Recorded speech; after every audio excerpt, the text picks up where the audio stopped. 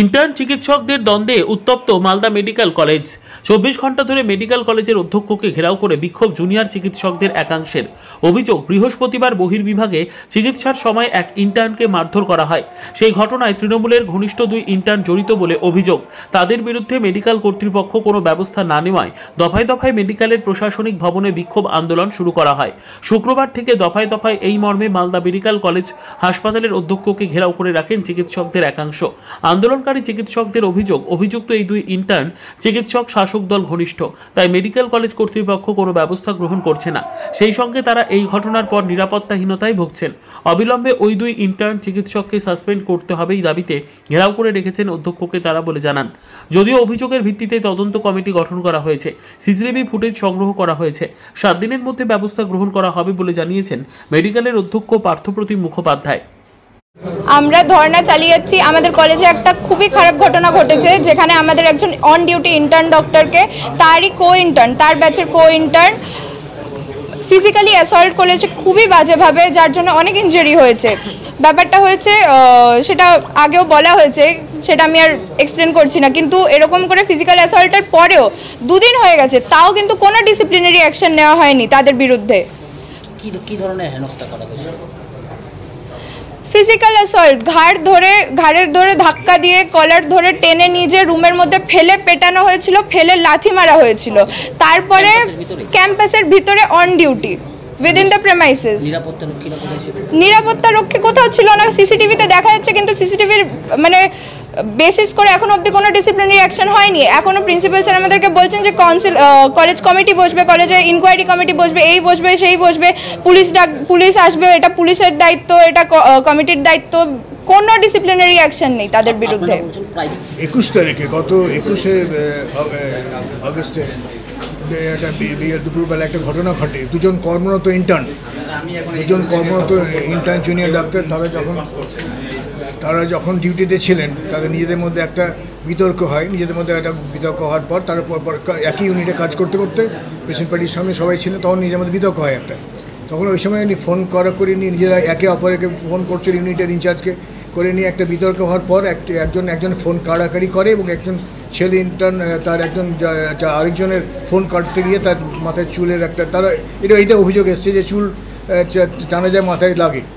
তারপর সেই পরিপ্রেক্ষিতে নিয়ে তারপর তার এক বন্ধু এসে তার সাথে এই বিষয়ে আরেকজন ইন্টার্ন আসেন, এসে নিয়ে তার সাথে অ্যালিগেশন হয় যে সে তাকে মারধর হয়েছে, তাকে মেরেছে এবং মারামারি হয়েছে, মেরেছে তাকে। এই বিষয়ে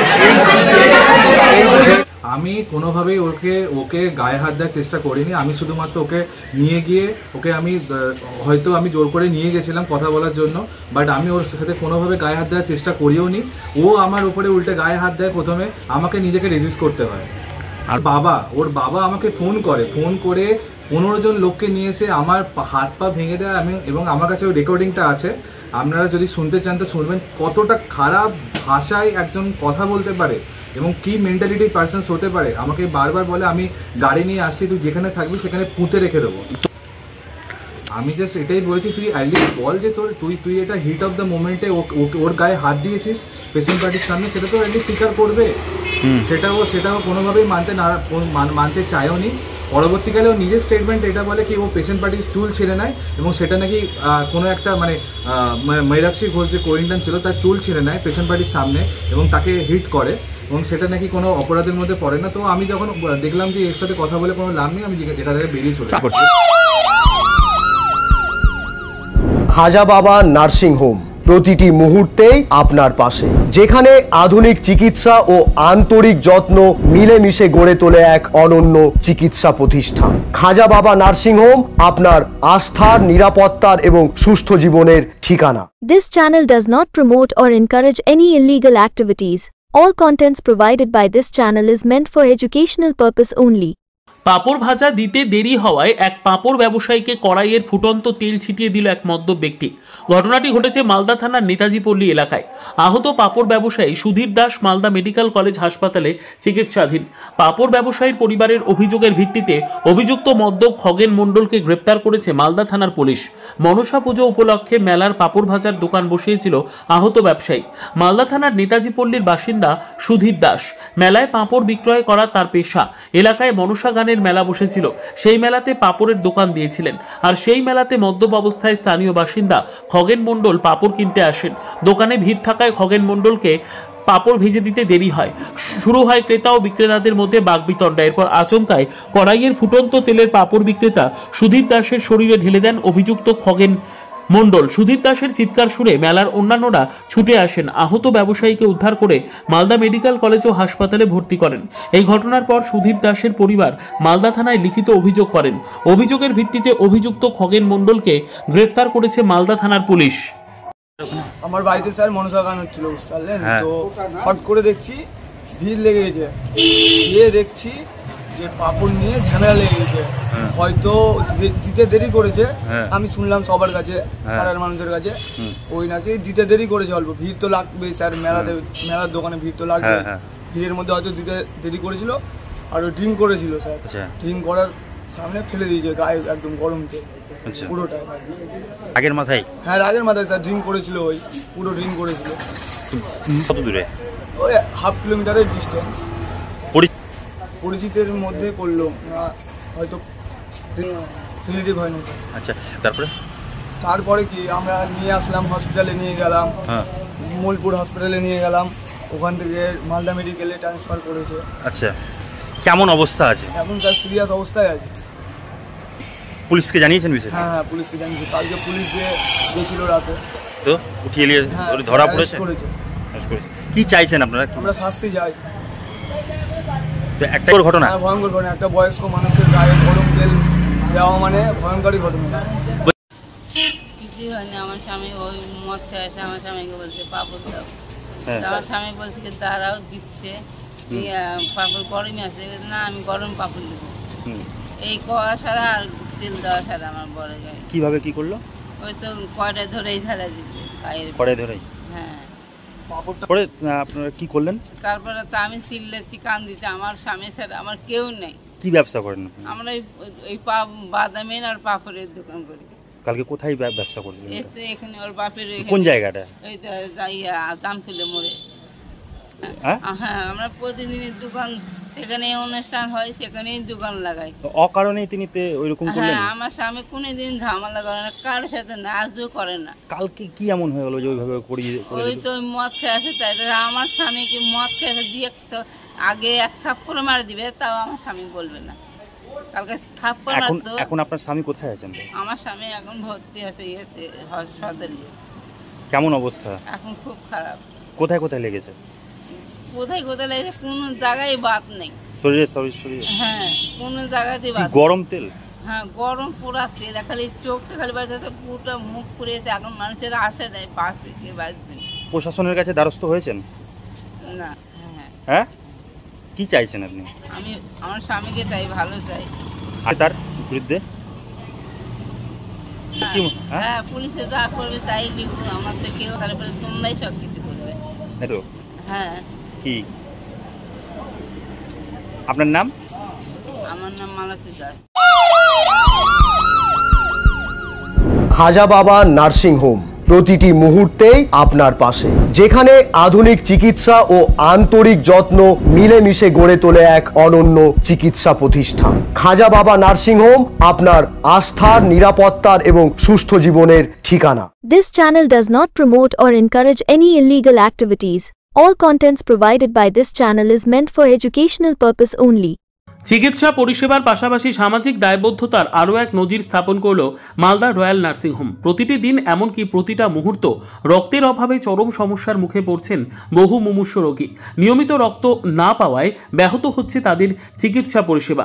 এই পরিস্থিতিতে সামাজিক দায়বদ্ধতার এক উজ্জ্বল দৃষ্টান্ত স্থাপন করল কালিয়াচকের সুজাপুর এলাকার এই রয়্যাল নার্সিং হোম। শনিবার রয়্যাল নার্সিং হোমের উদ্যোগে আয়োজিত হলো এক বিশেষ রক্তদান শিবির। শিবিরে স্থানীয় বিশিষ্ট ব্যক্তিরা উপস্থিত থেকে রক্তদাতাদের উৎসাহিত করেন। করেন। পাশাপাশি নার্সিংহোম কর্তৃপক্ষ সাধারণ মানুষের উদ্দেশ্যে নিয়মিত রক্তদানে এগিয়ে আসার আহ্বান জানান। উদ্যোক্তাদের দাবি, রক্তের অভাবে চিকিৎসা যাতে ব্যাহত না হয় সেই লক্ষ্যেই এই শিবিরের আয়োজন করা হয়েছে। আগামী দিনেও নিয়মিত রক্তদান শিবিরের পাশাপাশি বিভিন্ন সামাজিক কর্মকাণ্ড চালিয়ে যাবে বলে জানিয়েছেন রয়্যাল নার্সিংহোম কর্তৃপক্ষ। তাদের এই মহতী উদ্যোগকে সাধুবাদ জানিয়েছেন সাধারণ মানুষ।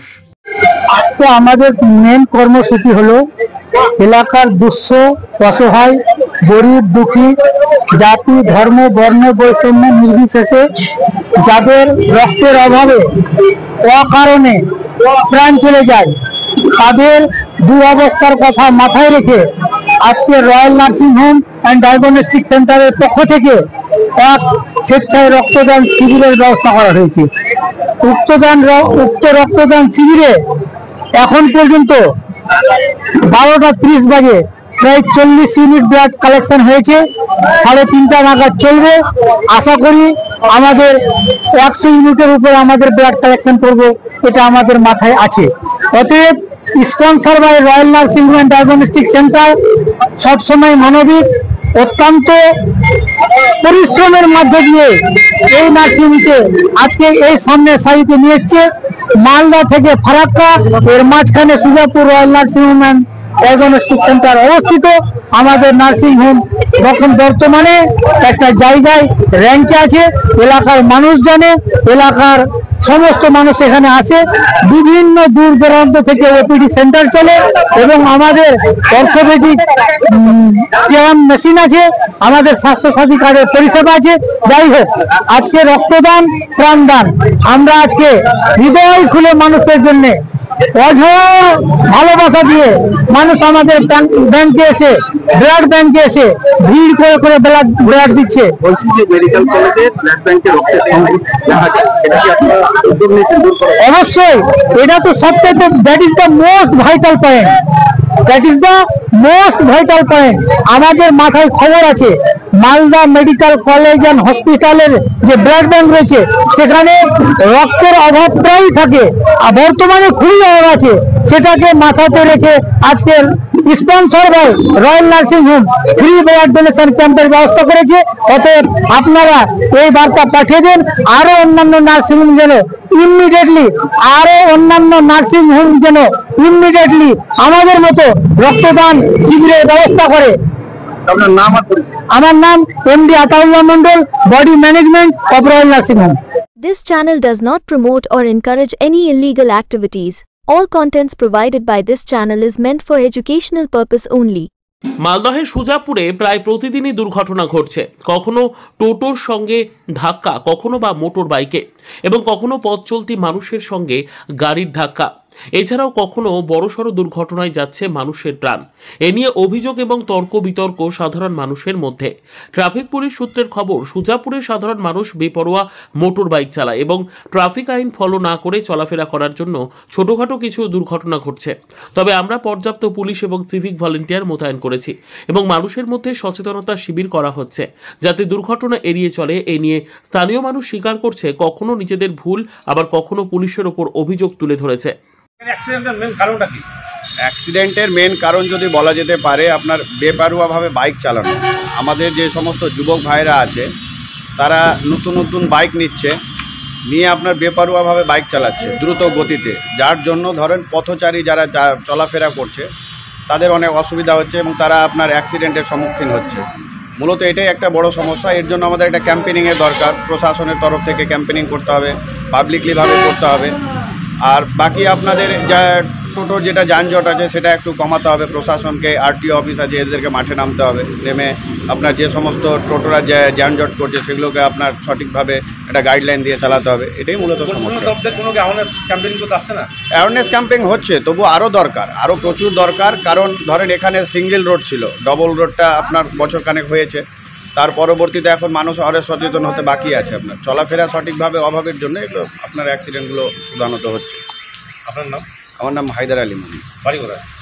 আমি এখানে আপনার ব্লক সভাপতি আইনটিটিউস। বারবার সুজাপুরে অ্যাক্সিডেন্ট হচ্ছে, আপনি তো এখন একটা পেশেন্টকে দেখতেও এসেছেন, কি বলবেন এই বিষয় নিয়ে? আমি তো গত 2-3 দিন থেকে দেখতে পাচ্ছি যে পরপর প্রত্যেক দিন হচ্ছে অ্যাক্সিডেন্ট। কারণ যা অত্যাচার হয়েছে ওখানে পুলিশেরও অত্যাচার একটু বেড়েছে, কারণ পুলিশকে তো টার্গেট দিচ্ছে মাননীয় যে পুলিশ মন্ত্রী আছে যে মাসে এতটা গাড়ি ধরতেই হবে। লোকের জন্য মানি প্রবলেম থাকতে পারে, কারণ রাজ্যে কোনো কাম কাজ নেই, তার জন্য গাড়ির কোনো পেপার সে একটু ফেল হতেই পারে। তার জন্য ওই পুলিশের হাত থেকে বাঁচার জন্য লোকে একটু স্পিডে চালাচ্ছে আর বেপরোয়াভাবে গতিতে গাড়ি চালাচ্ছে। কারণ একটাই ভয়, হয়তো পুলিশে ধরে ফেলবে। লোকের 2-1 দিন এরি দেরি হতেই পারে পেপার ভরতে। তার জন্য পুলিশ যা উঠে পড়ে লেগেছে, তা আমি এর জন্য বলবো যে মাননীয় মুখ্যমন্ত্রী, পুলিশ মন্ত্রী যিনি আছে, উনার মেন ভূমিকা। কারণ পুলিশকে টার্গেট দিচ্ছে যে মাসে এতটা গাড়ি ধরতেই হবে। সব তো যতটা দেখছেন অ্যাক্সিডেন্ট হচ্ছে সবটা লোকাল লোক, ওটা তো এনএইচ রোড, এখানে তো বাইরের লোকও চলছে, তো বাইরের লোক কোথায় অ্যাক্সিডেন্ট হচ্ছে? সবটা সুজাপুর বিধানসভার কেন অ্যাক্সিডেন্ট হচ্ছে? আমার প্রশ্ন একটা, যে সবটা সুজাপুর বিধানসভার কেন? ওটা দিয়ে কি সুজাপুর বিধানসভার লোকই চলছে? মোটর সাইকেলে পালাতে যে অ্যাক্সিডেন্ট হচ্ছে বেশিরভাগ, মোটরসাইকেল পালাচ্ছে তো পুলিশের ভয়ে পালাচ্ছে। একটু পেপার ফেল আছে, ইন্স্যুরেন্স ফেল হতে পারে, টাকা নেই, আমার রোজগার নেই, টাকা নেই, আমি রোজগার করবো তো ইন্স্যুরেন্সটা ভরবো। তার জন্য পুলিশের ভয়ে জানে আতঙ্কে স্পিড দিয়ে পালাতে গিয়ে লরির তলে ঢুকছে।